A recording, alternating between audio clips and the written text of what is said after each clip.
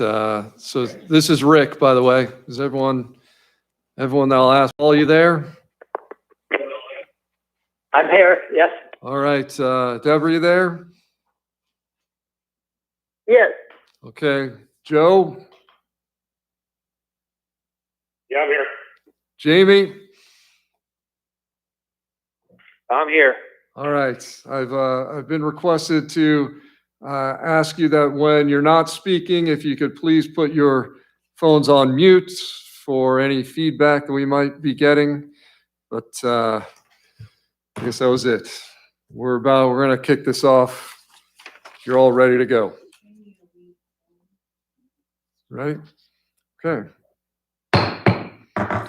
Good evening and welcome to the Dana Point City Council meeting of Tuesday, March 31st. I will now call the meeting to order.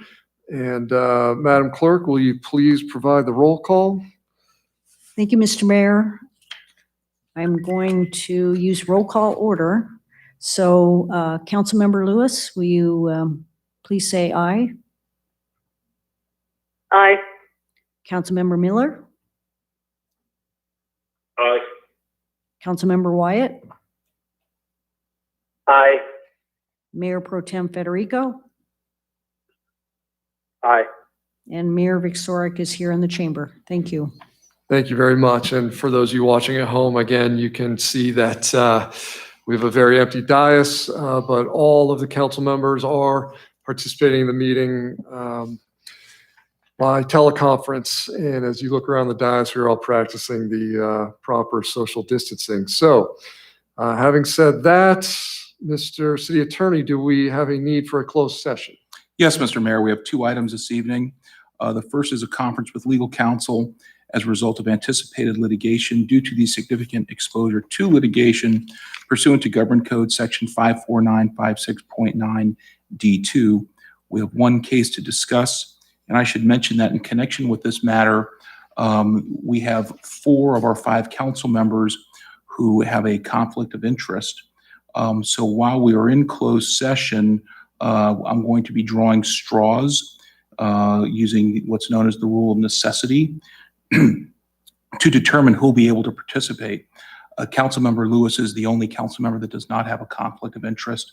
So we'll be drawing straws to determine who the other 2 members are that will be able to participate. I'll be reporting out afterwards who the members were that were able to participate, just so we can keep a good record of how we handled the conflict issue. Our second item is threat to public services or facilities pursuant to Government Code Section 54957D1, consultation with Director of Emergency Services, City Attorney, Director of General Services regarding COVID-19. And that concludes my report. Thank you very much. Madam Clerk, do we have any public comments before we recess? No, Mr. Mayor, I have no other public comments right now. Thank you. All right. Thank you very much. With that, we will recess to closed session until 6 p.m.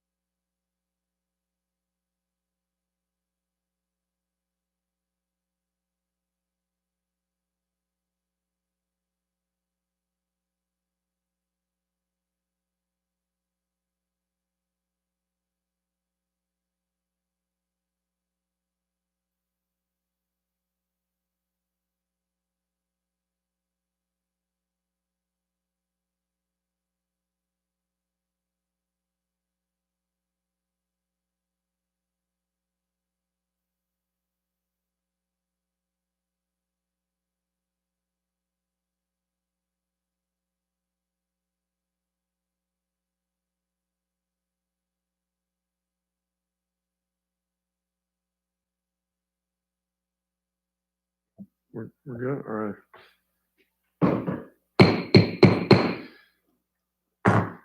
Good evening. Welcome to the Dana Point City Council meeting of March 31st, 2020. We'll now reconvene our meeting, and we'll start tonight with the Pledge of Allegiance, which I will lead. If everyone would please rise, face the colors, place your right hand over your heart.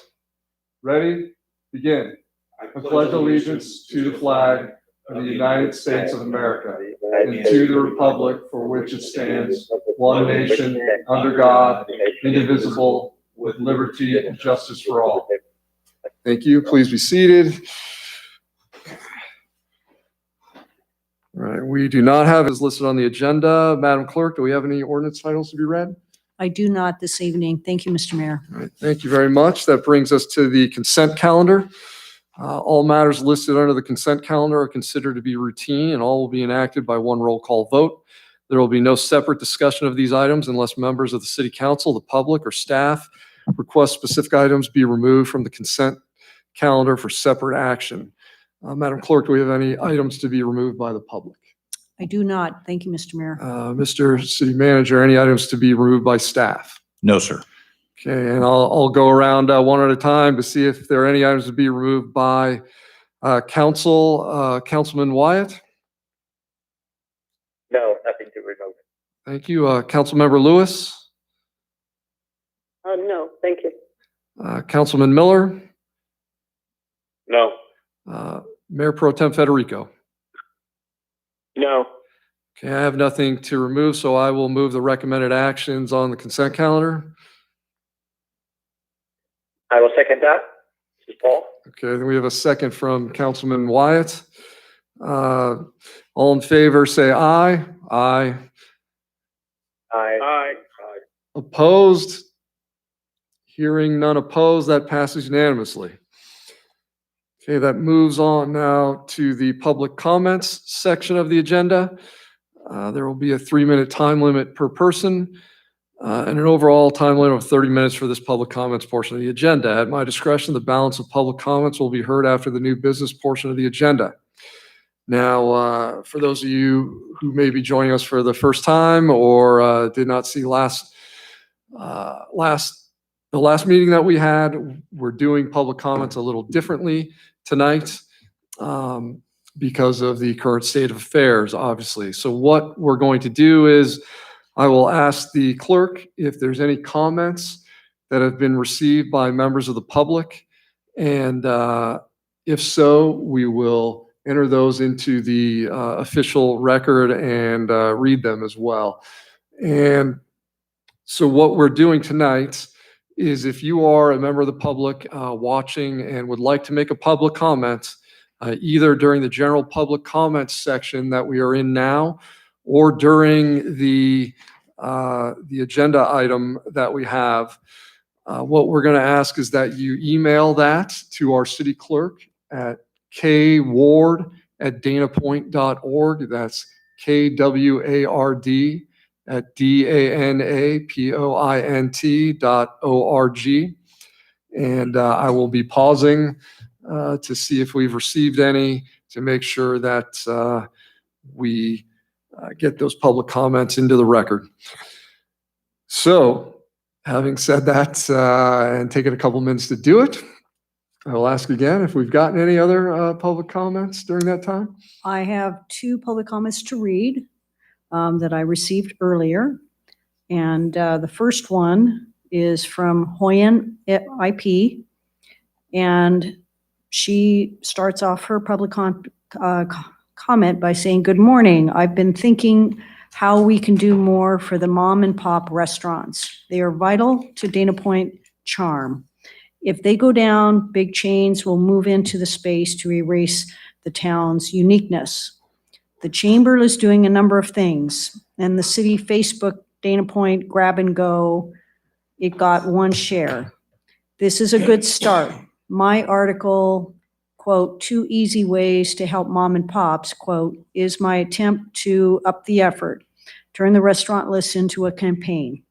How about a fundraiser for the restaurants? Some avoid taking out to avoid the virus, but I think most people would contribute $5 or more to ease their struggle a bit. I don't know anyone at the chamber now, so I'm only speaking to the city. I'd be happy to contribute to the effort. Thanks. Stay safe and healthy. And then she says, P.S. I feel sad about no pay for the utility box artists. That's the first public comment. The second one is from Wendy Pinto. Her email reads, to the City Council, it seems due to the current situation with the COVID-19, the city should put on hold any future reservations for short-term rentals, especially those with only 2-day minimums. We all need to discourage all non-residents from traveling into our city, especially those from out of state. Now that Airbnb is compensating these hosts for lost revenue, it only makes sense to suspend future reservations. Thank you. And that's the end of my second public comment. Thank you. Thank you very much, Madam Clerk. And before we move on to the next portion of the agenda, I will ask if any public comments came in during that time period you were reading the other public comments. I'm sorry. Tell me that again. I was simply asking if any other public comments in addition to those perhaps have been received by email in the time period you were reading the public comments. I just got an email, but it was basically asking me, are we live at the meeting right now? And I was going to reply. So no, I don't have any other public comments at this time. Okay, thank you very much. With that, I'll close public comments and move on to the council reports portion of the agenda. And with that, we'll go around the horn and ask for comments from the council members. So I'll start first with Councilman Wyatt. I have turned in my list of meetings to the city clerk. It's been an interesting setting of meetings, being all held virtually now by phone or by Zoom. But I managed to make them productive. So I think we will learn how to be productive through this. And other than that, I don't have anything else to report. Okay, thank you very much. Councilmember Lewis. Yes, thank you. I think we've all heard, many people, from what I could tell when I was walking down there Sunday, saw about the Pilgrim, and what a terrible loss that is, and how sad we all are about it, myself included, and wanted to know if once the Ocean Institute kind of collects its thoughts and has a handle on what can happen, if they could come to council, well, not come to council, bring some sort of report to council so people have a better understanding of what happened and what's going to happen, because I know this was all over social media and people asking what, and don't want people speculating, but would like the Ocean Institute to have a chance to inform everybody. Okay, thank you. Mr. City Manager? We can make that happen. Okay. Thank you very much. That brings me to Councilman Miller. Thank you, Mr. Mayor. I have not turned in my list of meetings. I'll turn those in at the next meeting. However, I just want to report that there is a COVID-19 finger prick test that I've introduced that's available in the county right now that we're talking to HCA and OCFA about it. We're having a conference call on it actually Thursday afternoon to decide if it's something that's going to be utilized at the county level or just at OCFA level. The idea behind it is it is an antibody test that you can get a report with back in about 15 minutes if you have the antibodies or not. The idea behind that is if you test positive for the antibodies, at that point we would use the far less available test and not waste those on people who we see have symptoms, but they may not have the antibodies and not have it. So this is a quick test to determine if you have it or not. And then we can move on from there. It'll also allow us to identify hotspots, how it's propagating around the county. And so there's a lot of interesting, information we can gain out of it. And, more importantly, hopefully what we'll be able to get is a way to better allocate our resources, which are thin at this point, and make sure that we're utilizing to the maximum benefit of the public. So that conference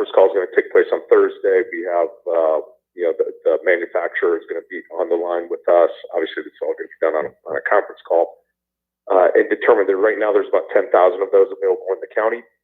I know that the Illumination has been using it for the homeless. The best part about this is it has about a 90% accuracy rate. The serums that they're using, the nose swabs right now, are about 70%. So this is actually a more, at this point, accurate test. The very first question is it FDA approved? The answer is no, it's not FDA approved, but the FDA has given authorization to use it for, I think, what's it called, EUA, emergency use authorization. And by the way, none of these tests are FDA approved. This is so new, it hit everybody out of the blue. Nobody knew it was coming. So there haven't been any tests for the FDA to approve. They're moving as quickly as they can. And we're hoping that this will help Orange County identify more cases where they are. And maybe even more importantly, if you've had the coronavirus, can you get back out and go back to work and do other things because you have the antibodies and you're no longer contagious to the general population. That's the report I have. That's it. Thanks. All right, thank you very much. Mayor Pro Tem Federico. Thanks, Mr. Mayor. I have turned in my list of meetings. I don't have anything to report from there, but I would like to say some thank yous. First, to our residents. Thank you to all the residents who are being flexible, keeping their 6 feet distance, and supporting our small local businesses. Very important that they do all those things, and I've seen so many people doing a great job. So thanks to them. Thank you to our staff. Everybody is going above and beyond, but I specifically wanted to mention Monique and Colin and Selma and all of her staff, Monique's staff at the community center, for really going above and beyond to continue to feed our seniors. They've expanded the program there. They're doing drive-through pickup, home deliveries, and getting all sorts of extra food and dry goods and cleaning supplies and everything that our seniors need. So thank you to all the staff. And lastly, I think tonight is really Mark's last meeting. So Mark Denny, congratulations for making it this far. And really a thank you for not letting up, not one bit, which would have been very tempting for you as this is your last week. And I'm sure you're thinking about your next job, but we very much appreciate you staying focused here and creating a smooth transition and turn over to Mike. And I hope you take us up on the mayor's offer from last week to come back at a later date and have a proper farewell. That's all I have. Okay, thank you. I have nothing to report. Actually, while we are talking, Madam Clerk, you're waving at me. What do you have to report? Yes, Mr. Mayor, our process is working. I'm happy to report that. Your pause to ask to see if there's any additional public comment has resulted in a number of public comments coming in that the city clerk has that we would suggest at this point that we go ahead and read if that's acceptable to you. Although for the point or for the purposes of having a process, I think that we should stop with general public comment at this time. Although I would encourage the public, if you're watching, if you have comments on our upcoming agenda item 3, that this would be an appropriate time to send comments. Okay, so to be clear, how many more public comments did we receive? 4? That's correct. And do we know, are they for the general public comment or are they for the item that we have? Is there any way to know? Have they titled that in the subject line?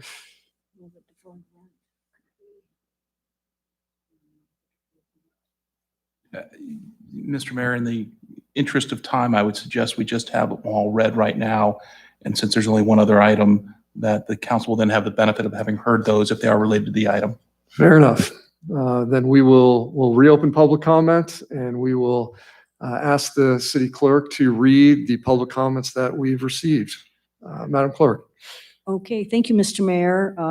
I have one. It's not a signature on it, but it says, "Hi, the bike trail on Doheny is a hazard and should only have pedestrians. The bikers sweat excessively and move too fast to engage in the 6-foot rule. It increases traffic to the beach and should be for walking only," and signed a concerned resident. The next one is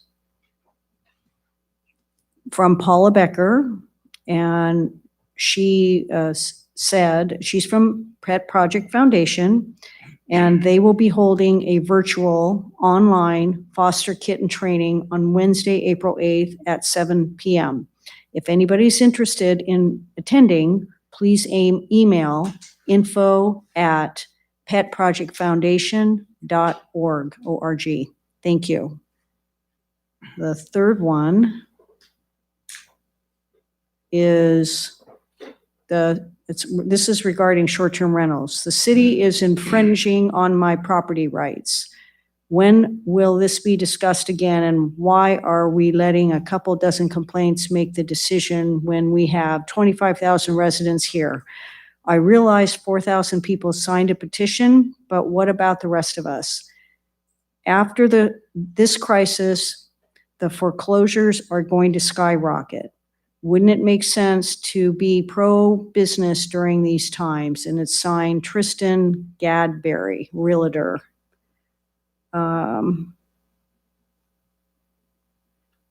Let's see, was that, hang on 1 second. Last one. This is from Donna Mendoza Feta. She's a resident regarding Santa Clara Avenue.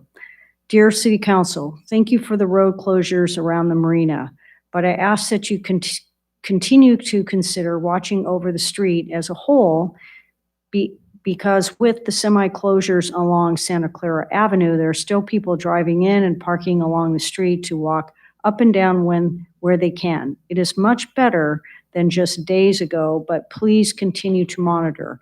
I live at the west end of Santa Clara and can see people parking and walking about 4 p.m. on daily. She probably means daily. Thank you, Donna Mendoza Feta, resident. That is it at this time. Thank Okay, you. Thank you, Madam Clerk, and I will do what I did last time, and perhaps while you were reading those, did any other public comments come in by email? I did get one more, if you want to include it. Came in just a couple of seconds ago. This is from Karen at Beechwood. I hope this was read, okay, I think she's indicating she's hoping it's been read into the public record. I hope this was read into the public record that this being or will be shortly, I neglected to mention the day workers prevalent in our area here in Capitol Beach are not social distancing. They have no public restrooms and as a result uses bushes, trees, sides of buildings. Dana Point's dirty, rotten, not so secrecy overlooked underprivileged for law enforcement Capitol Beach.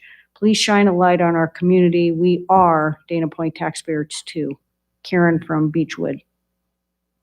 Okay. That's my last one. All right, thank you very much. So with that, I'll go ahead and close public comment. Again, I think we were at the point where I was about to report that I had nothing to report. It's a little anticlimactic now, especially Mayor Pro Tem Federico said almost everything that I wanted to express as well. I did want to specifically thank our staff for keeping the city running. As you can see, it is a skeleton crew, but this city is still up and running. And it's unbelievable the work that the people that work for the city are willing to do for our residents. So I want to thank everyone on behalf of the mayor and the city council. I also wanted to, again, I know I mentioned it last time and Mayor Pro Tem Federico again mentioned it. This is going to be City Manager Mark Denny's last meeting. And once again, we really appreciate the service you've given to the city. Mayor Pro Tem Federico said exactly what I was thinking in these last few weeks when it would have been understandable that you're looking at a new job and probably looking forward and what you have to do looking ahead. You have not for a second stopped working on behalf of the city of Dana Point and our people. So I want to thank you very much for crossing the finish line, not dropping your pack, however you want to put it. I am very grateful and I know everyone else is as well. So thank you, and we will, of course, be in touch when this is all over and you can come back. So having said that, that would bring us to the public hearings portion of the agenda. There are no public hearings, but next is unfinished business. And unfinished business is item 3. I'm going to call the item. The item is to adopt a resolution ratifying the amended proclamation declaring the existence of a local emergency. Mr. City Manager, do we have a staff report? Yes, thank you, Mr. Mayor. Good evening to you and the City Council. Before you tonight is Amendment 1 to the emergency proclamation for the City of Dana Point's response to the COVID-19 pandemic. The emergency proclamation serves 2 primary purposes for the city. The first, to make the city eligible for disaster assistance funds from the state and federal governments should they become available. The second is to provide shorter timelines for procurement of disaster-related goods and services should that become necessary, which is not at this point. Amendment 1 also addresses those public areas that are closed consistent with the guidance that the city has received from federal, state, and county health authorities. I won't read the entire list here tonight. Would encourage anyone listening who is interested in that information to go to our website, danapoint.org, for that and other helpful information. All of the city's core functions continue to operate consistent with the guidelines of the federal, state, and county health authorities. Staff is available to provide assistance via telephone, email, or through information on our website, danapoint.org. The city also publishes a daily community update email with the latest information from official sources about COVID-19 and the community's response to the pandemic. I would encourage anyone listening to this broadcast to go to our website, danapoint.org, to subscribe to this daily email update. We now know that the virus has affected every community in Orange County, and health authorities have stressed the need for physical distancing by our residents. The city's #1 priority is to protect the health and welfare of our residents, and all of our efforts are focused in that regard. We are adding our voices to that of the president, the governor, and the county's public health officer to encourage residents to stay home as much as possible. Limit your time out to shopping for essentials, seeking medical assistance, and/or caring for a loved one or a neighbor. If you need to get outside for fresh air and exercise, please do so within walking or running distance of your home. We all need to do our part to protect the health and welfare of our neighborhoods and our community. The sooner we comply with these orders, the faster we can get past this crisis and resume a more normal order of our lives. Please note that we have limited the number of staff in attendance at tonight's meeting. If you have a specific question that I can't answer, please give us a moment to reach out to the staff who has the information but is not in the room, and we can get that information to you. And with that, I'm available for any questions. Thank you. Thank you very much. Madam Clerk, do we have any public comments on this item? Not for this item, thank you. Okay. Before I'll make one more announcement, again, just for the public. If you do have a public comment on this item, please email it to our clerk at kward at danapoint.org, KWARD at DANAPOINT.org. And in case I forget, I'll ask someone to remind me. I will ask one more time before we take a vote on the item if we have received any public comments during the time due to these unusual circumstances. So with that, I'll move the recommended action. Is there a second? This is Paul. I will second it. Okay, thank you very much. So we have a motion and a second. So what we will do now is go around to the council members for discussion on the item. And I'll start first with you, Councilman Wyatt. Yes, I support this amendment. It seems that, the virtually daily we're getting, new directives, orders from federal, state, and county government and telling us what we need to do to really stop the spread of this virus. So in making sure that we act on those within the city and include them in, in how we're conducting our city operations, I think is critically important. And I think we need to basically take that advice seriously and make sure that we implement it. And I mean, the one common thread through all of the discussions here is you need to stay social distances, and as the governor put it, stay at home or near home if you don't have a critical reason to be out. So I think we I think we should continue to do our part to follow up and make it in our community where we help our people and remind them in a variety of ways that that's what needs to happen. So I think this amendment does a good job of pulling all that together for the city so that we can operate it and try to limit the spread of this virus. So that's all I have to say at this time. Thank you very much. Councilmember Lewis? Yes, thank you. I too agree with the amendment here, but I do have a couple things I would like us as a council to talk about so that people can hear our thinking and why we're doing what we're doing. And to speak to the public comments, because I thought in this particular time, there's a lot of anxiety and concern out there, and the points made were good. The restrooms and the day workers, I hadn't really considered that or thought about that.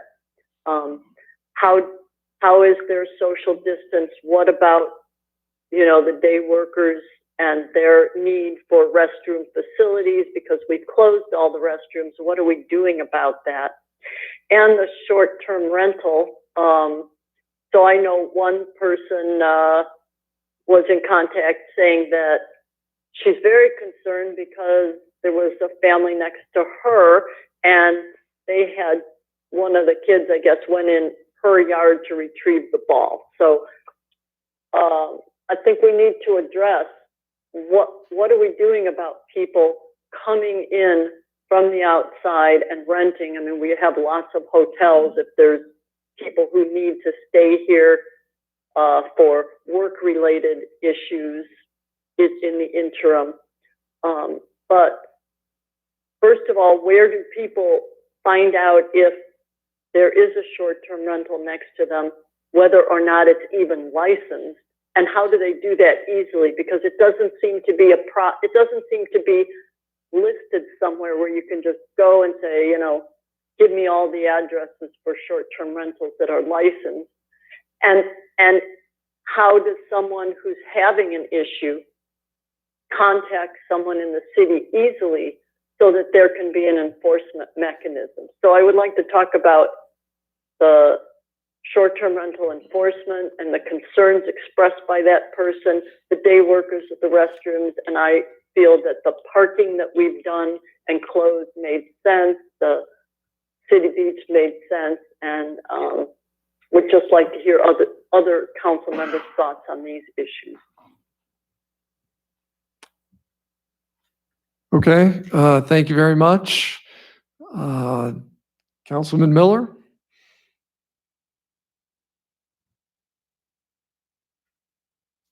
Thank you, Mr. Mayor. Most of what's in this document tonight, I would agree with, but I want people to take a step back. I was watching the news this morning, and my question was really, and it was addressed by the speaker, retired lieutenant general that handled the Katrina effort down in New Orleans after they had their issues down there.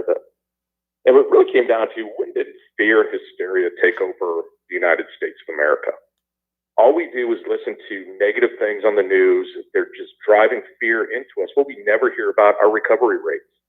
We don't hear about, they're giving estimates on how many people could die. That's an estimate. We don't know. What we should be talking about here is what we can do to stem this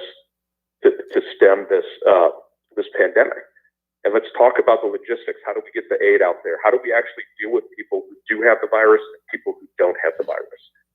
Is it the right thing to, quarantine or socially distance or whatever you want to call it? It's virtually a quarantine is what people are talking about. Stay in your home, shelter in place. Does it make sense to do that when we don't even know who has it, who doesn't? That we need to be talking about these testing opportunities that we have. Get people tested. People are like, well, don't worry about the economy. Well, we need to worry about the economy. We have people, I've heard people talk about this. I happen to agree with them. I think we're going to have more bankruptcies, more suicides,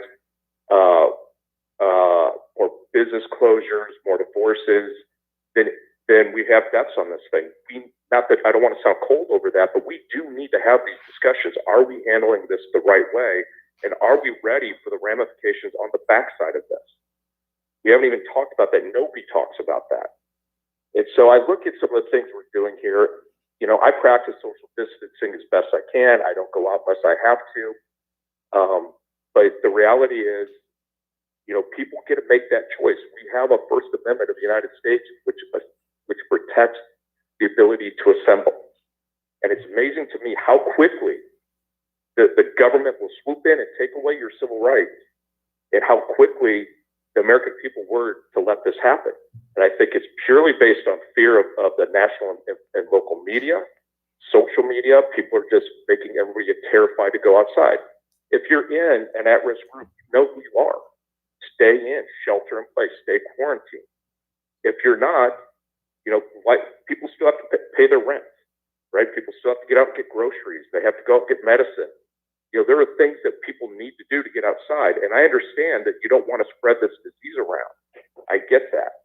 That's why I think testing is such a big part of where we are going forward.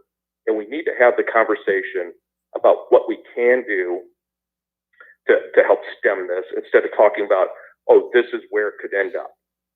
And it's just becoming incredibly frustrating. I talk to a lot of people, a lot of my friends that are very upset about this thing having to stay inside. I tell them, well, that's what we have right now. The state and federal government are recommending it. We've taken it a little bit farther in Dana Point. I don't agree with beach closures, and I don't agree with closing down public parking on public streets. I do agree with shutting down parking in the parking lots. Now, if you want to talk about shutting down parking over the weekends, 100%, let's talk about that, because that's when we're having our problems. And that's when we need to really say, hey, you need to stay out of these areas.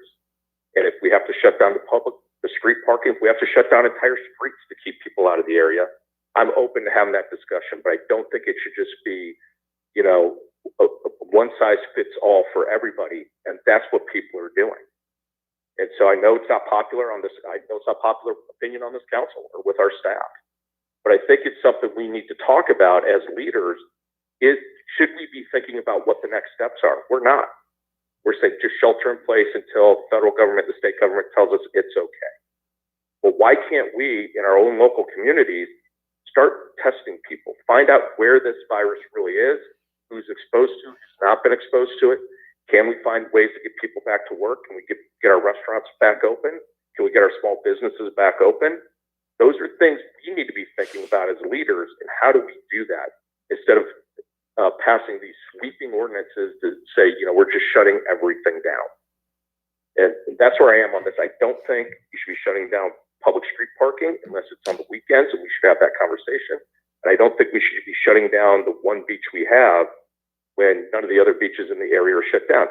You have federal and state people saying, get out and get your exercise. And I understand we're trying to say, stay in your neighborhoods to do that. Got it. But some people are close to the beach. They can walk down. It's still a state and county asset. We're residents. We should have access to it. If they're closed, by all means, if they state and county closed, that's their prerogative. They can do that, and then we can enforce. That's the other issue. How are we going to enforce this? Those are things we need to be talking about. And when we send our officers down to enforce, are we sure that they're not getting exposed? We should be testing our officers, making sure they're not taking it out there. These are things we need to be talking about, and it just hasn't happened yet. With the two caveats that I just put in there about the parking and the beach closure, I'm 100% behind this resolution. And I know that people aren't going to agree with me, even on this council, but I wanted to put it on record. We need to be thinking outside of this box instead of just saying, stay in your house. Put your head in the sand, stay in your house. And that's what this feels like. Nobody's trying to come up with solutions on how to get people back out and what it would take to do that. So that's why I made it my council comments.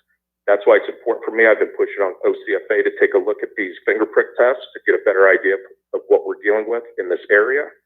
And if we do have problems, let's go get them the tests that they need at the hospitals. And then we can start determining how many beds do we really need at our hospitals. People could be 100% right. You may need, 1,000 beds in Orange County, maybe more. But we don't know that. We're guessing right now. And I think we as local leaders need to start taking a look and pushing up the ladder on what we expect from our county, state, and federal leaders. That's all I got. Thanks. All right, thank you very much. Mayor Pro Tem Federico. All right, thank you, Mr. Mayor. I'll start by saying I support this as written.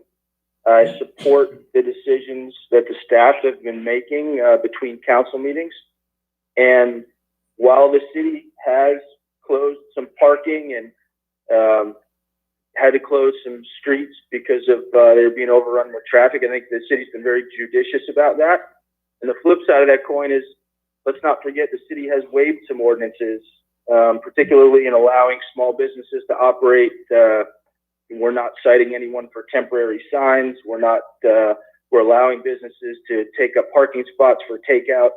So I think we're striking the right balance, and I believe the city's been taking the appropriate steps to flatten the curve. So I support this measure, and I'll vote for it. That's all I have. All right, thank you very much. I'll just make a few comments. We're here to vote on whether we're going to amend the emergency proclamation that we issued 2 weeks ago. Our municipal code says that we would review our emergency declaration every 14 days. And so if you think about that, what's the purpose of that? When there's an emergency declaration, it is a very unusual thing. And the reason we want to review it every 2 weeks is to see if it's a necessity for us to continue on in this state of emergency. And unfortunately for all of us, and I heard the points about the right to assemble and other freedoms, agree 100%. But there is one thing about a state of emergency, why it's written into the law, is that sometimes we have to alter our behavior for a short amount of time. We don't want it to be permanent. Of course not. That's why we're here to review it. And so these are all good points why we have to have this conversation.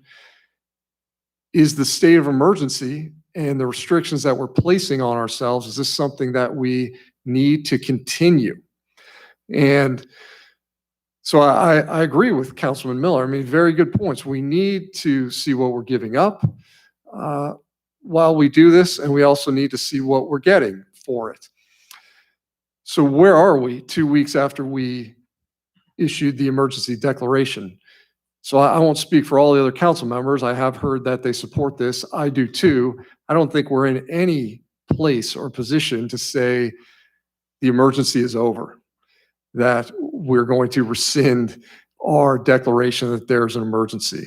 So obviously we're going to continue to proceed with the emergency declaration that we have. But what we're doing here tonight is amending it to keep up with the rapidly changing circumstances. And for those of you who don't know, we have another meeting scheduled 1 week from today, where I'm sure we will review the state of our emergency declaration again to see if it is something that we need to continue with. Now, certainly I would say at this point, nobody likes staying at home. Everybody wants to get back to life as we knew it.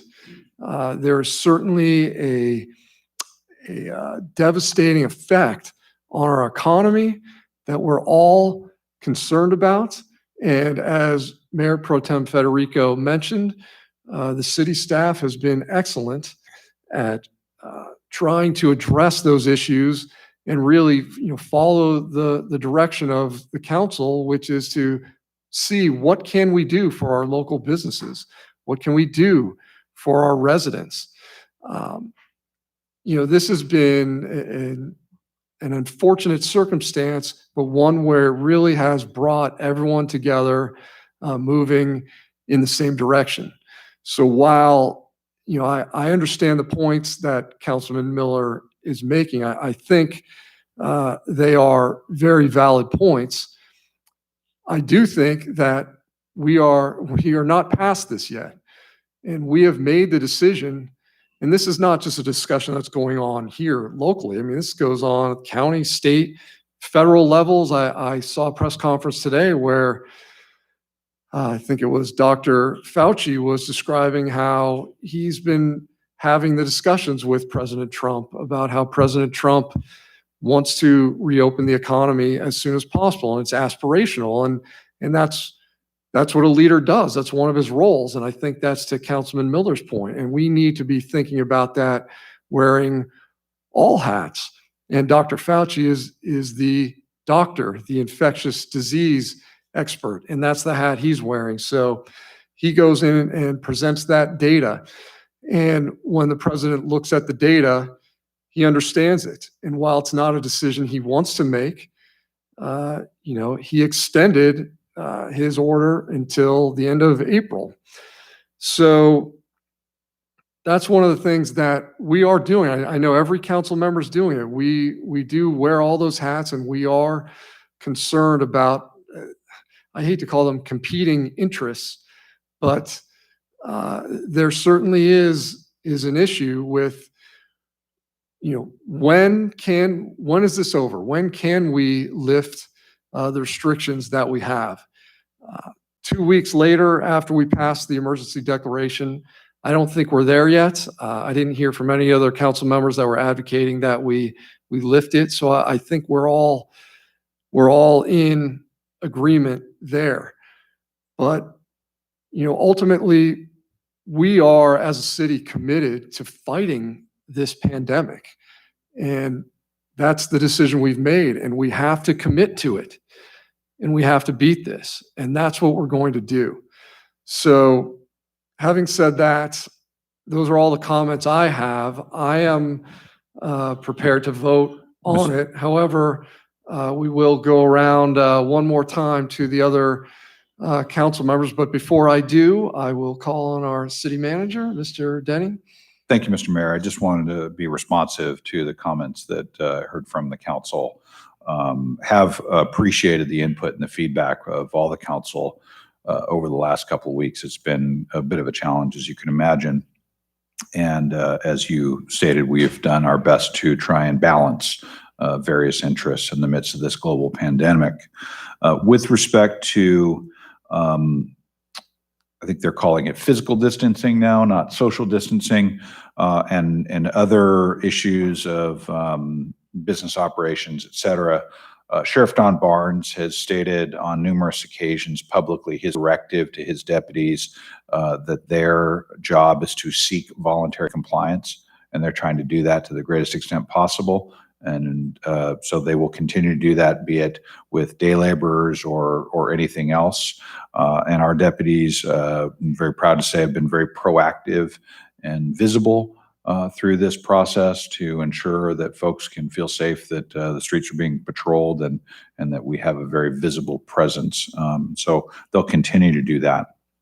With respect to short-term rentals, the city council invested, I think 3 years ago now, in a 24-hour, 7-day-a-week hotline service so that any member of the public, resident or otherwise, can reportมี issues relative to a suspected short-term rental. They can do so by calling area code 435-STR-HELP or 435-787-4357.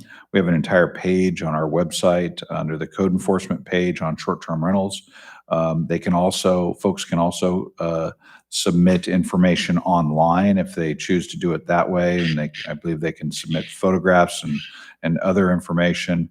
And that is, depending on the severity of the complaint, either routed directly to police services to follow up. So for example, if it's late at night and there's a noise complaint related to a loud party, that can be reported immediately to police services and they'll follow up immediately. Or if it's another issue that needs to be followed up on, our code enforcement monitors that every day. So we would certainly encourage folks to go onto our website or use our 24/7 hotline. Last thing I wanted to say is what you're seeing tonight is a bit of our reaction to circumstances. And so it appears perhaps to the council and to the public that it is just that, a reaction, not something that is more forward oriented. I will tell you that that's the part that perhaps folks don't see. And Mr. Killebrew and others have spent quite a bit of time in the last week thinking ahead beyond our current circumstances, from the perspective of city finance to city operations. And so I want to leave with this council a great assurance that a significant amount of effort is being given towards that look ahead of what's going to happen once that curve flattens and once as Dr. Fauci called it today, the tail ends, that we are prepared for that. We've been in contact with our hotel partners on a daily basis, with Visit Dana Point, among others, thinking about those things. And so you can expect to hear information in that regard from your staff in the days ahead. Thank you. Thank you very much, Mr. Tenney. Okay, with that, I will open it up to the council again. We'll go around the horn again. Councilman Wyatt? Yeah, a few responses to pieces. So to Councilmember Lewis's issue on the day workers and day laborers. So I would say, I would suggest we ask the staff as they look at their need and their essential work, if they are there because of the lumber company is still operating, which I think it is appropriate to do, and they need to have, basically they're supporting that business in their own way. Maybe we should talk to the lumber company about getting them access to restrooms or something. Anyway, I suggest we look at what could be done if they are essential. If they're doing essential work during this time, but we do need to at least make them aware that social distancing is critical. And regarding the discussion about short-term rentals, like all of our hotels, there are guidelines that we've issued to all of our hotels and resorts and to the short-term rentals about what's appropriate and not appropriate under the current travel orders. So I think we need to simply ask them for voluntary compliance like we have the rest. And when issues come up, we said we have a hotline to call. We should follow up and do what we can to see that they comply. If it continues to become an issue, we'll have to look further into it. And responding to a couple of points, I do agree with Councilmember Miller that we have to continue to look at what happens beyond today.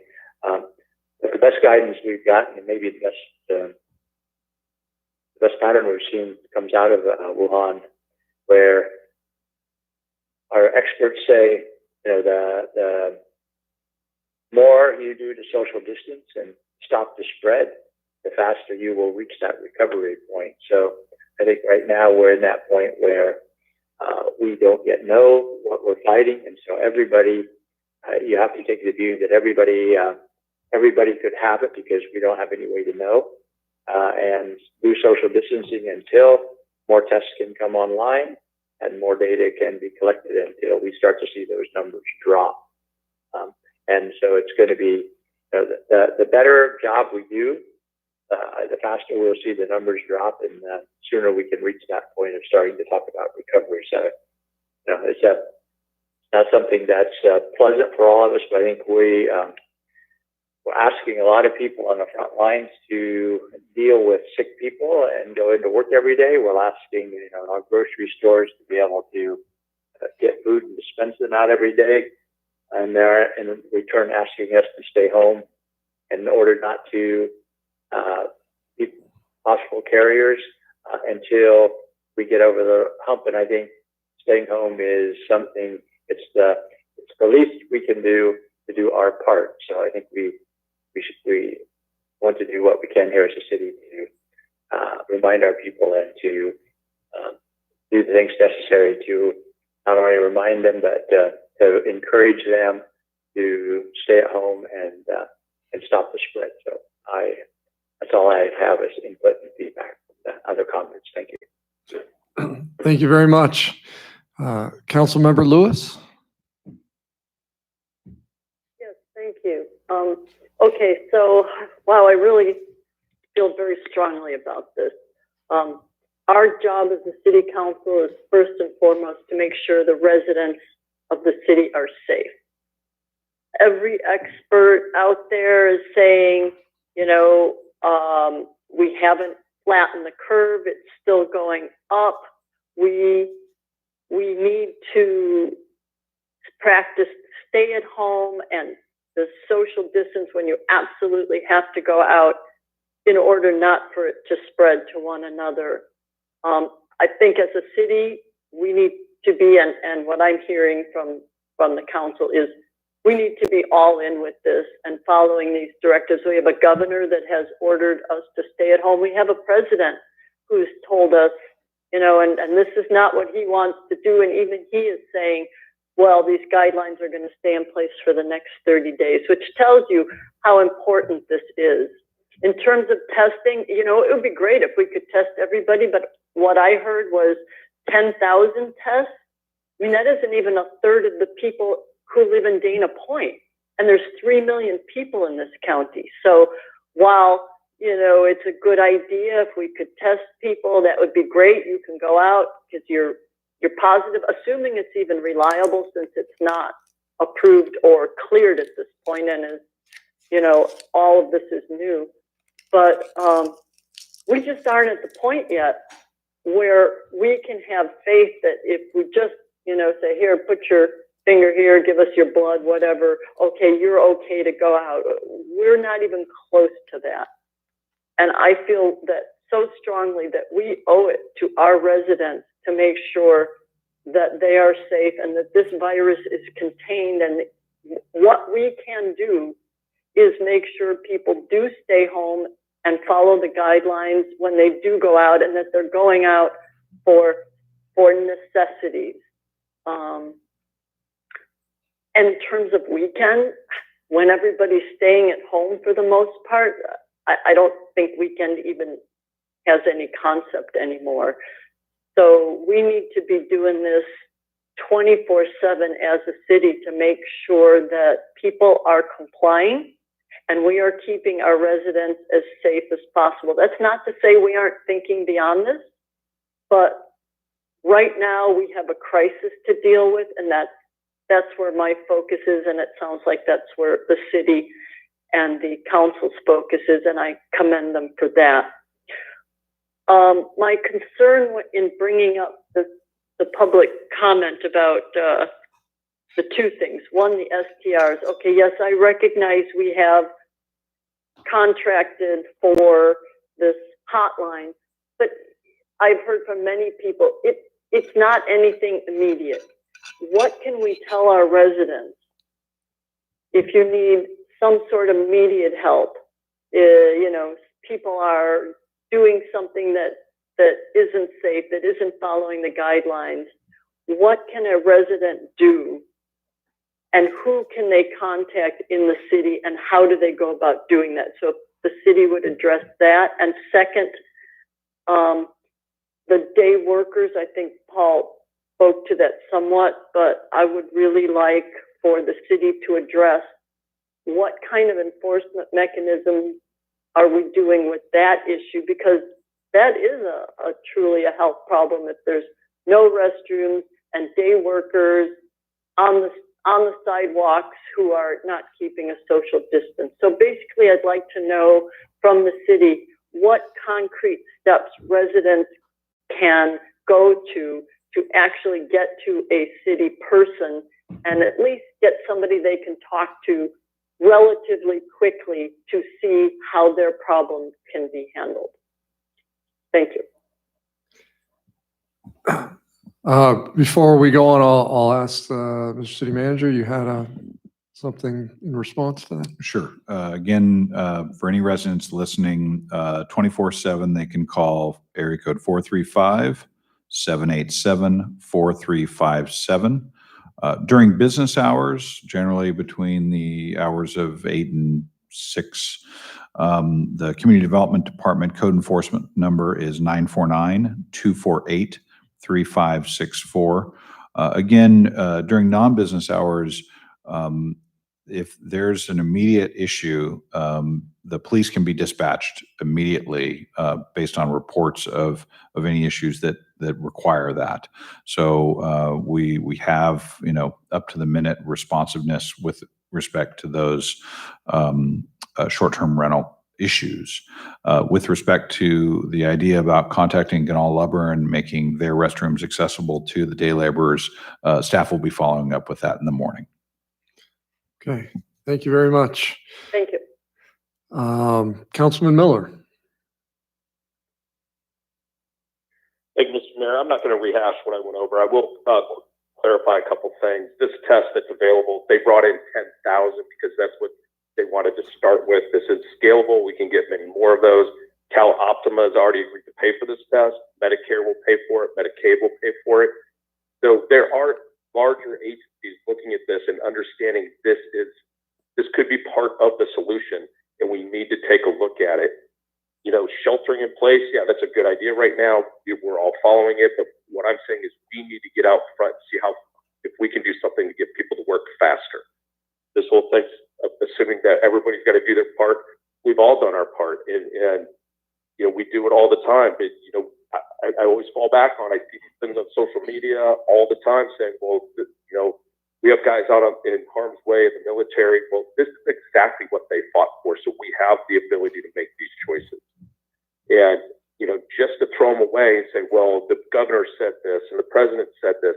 Again, these are guesses. I understand people, they're doing the safest thing they can think of because we were caught off guard. The entire world was caught off guard. If you're taking information out of China, I don't know why anybody believes what they're saying because I don't believe the numbers that came out of it. I don't believe that they're not having new cases of it. And by the way, it's a communist country. They have far more control. They don't have the freedoms we have. So it's much easier to do it over in there. I agree. We do need to rely on the general public to do the right thing. Right now, you can't open the businesses, so everybody should be home. But we still do need to get out. Social interaction is incredibly important. I mean, why do you think that they look at solitary confinement in a prison as cruel and unusual if you leave them there too long? That's basically what we're telling people. You're going to be isolated. And that's a tough thing. We need to think, what can we do to get people out there? And on the weekends, yeah, it's horrible down there. I've seen it. Some beaches are crowded, some aren't. We need to patrol those hotspots and do what we can.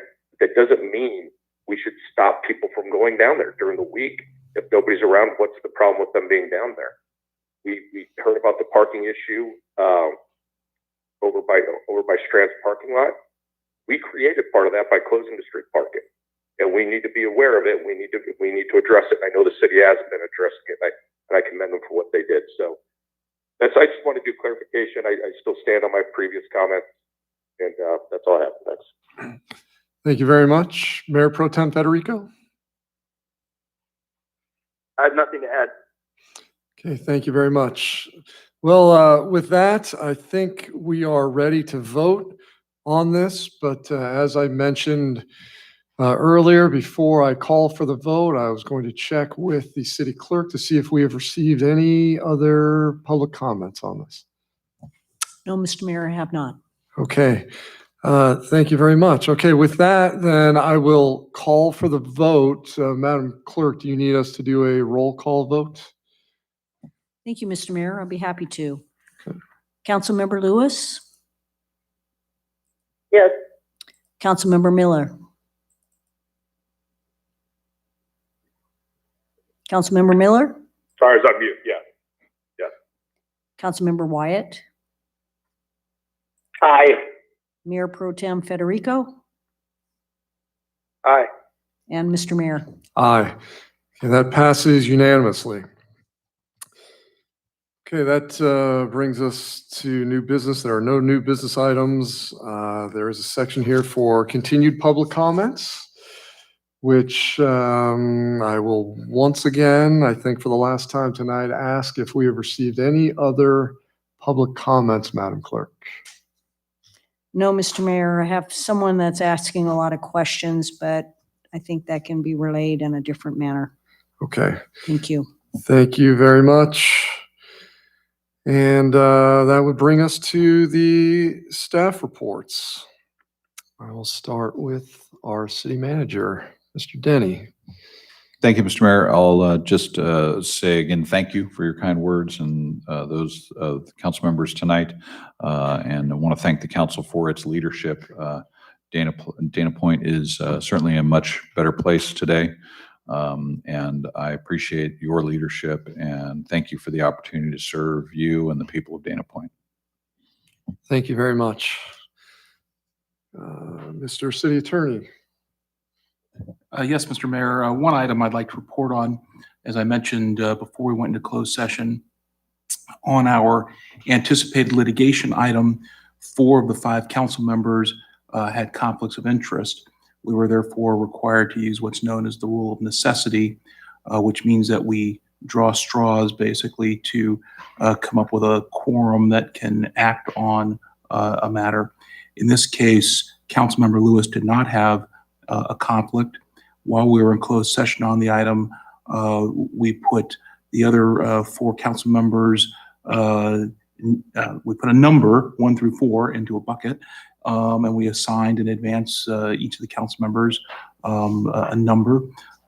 We then randomly pulled the numbers out, and Councilmember Wyatt and yourself, Mr. Mayor, ended up participating in the discussion on that item. Other than that, we do not have any reportable items from our closed session this evening. Okay, thank you very much. And that would bring us to adjournment. The next regular meeting of the City Council will be 1 week from now on April 7th, 2020 at 5 p.m. Here in the City Council chambers and also telephonically. So with that, we are adjourned.